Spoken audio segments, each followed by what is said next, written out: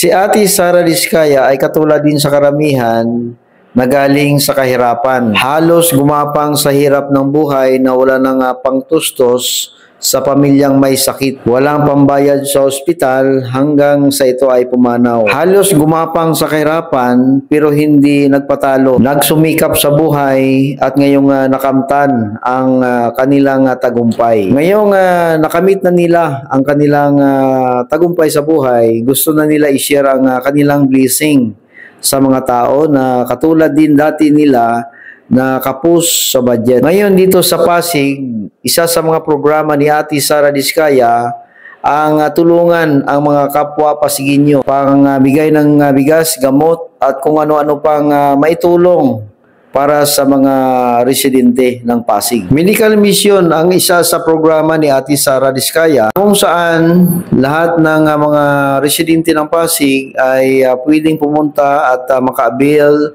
ng libreng check-up, gamot, lahat, masahe, dental, optical, at libreng x-ray. Libo-libo na ang natulungan ng medical mission na ito. Laking pasasalamat naman ng mga residente kay Ate Sara Diskaya dahil sa programa na ito. Sa mahal ng bilihin ngayon, kunting tulong lang ang mabigay mo sa kapwa ay isang malaking bagay na. Lalong-lalo na sa may mga sakit na kung saan ang mahal ng gamot. Dito sa Medical Mission, libreng gamot, check-up, meron pang masahe, manicure, pedicure, at meron din sa mga hayop, mga anti-rabies. Napakabait ni Ate Sara Diskaya. Bihira ka na makakita ng ganitong tao, gustong tulungan ang kapwa na walang kapalit at galing sa sariling bulsa. Hindi pa nakaupo sa gobyerno pero tumutulong na sa kapwa. How much more kung ito si Ate Sara Diskaya ay mabigyan ng pagkakataon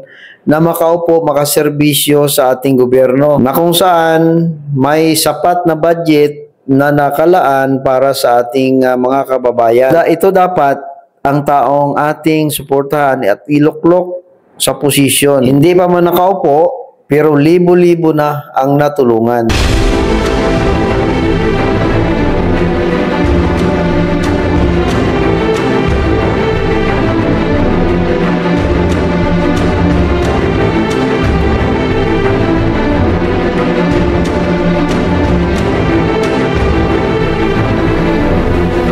Wala po namin ang pag-iwan na po sa kapre ko, hindi po na po. Nagala nyo mga medical case na po. Kapag-abalan na po ng marami ang kayo. Bakit natin? Bakit natin? Bakit sila natin sa pera ko? Nasa bakit sa pagkakaba? Ano po sa pagkakali? Hindi na makakali. Magkahan na bawal. Pwede nyo, pero yung at hindi na sa hindi po mamaya ang nakakita sa wampay bumasik. Pagkakaroon natin natin sa mga magkaroon sa hospital ang ating mga senior citizens. Sa ganun, hindi na po halos kung ito sakit at iba't iba po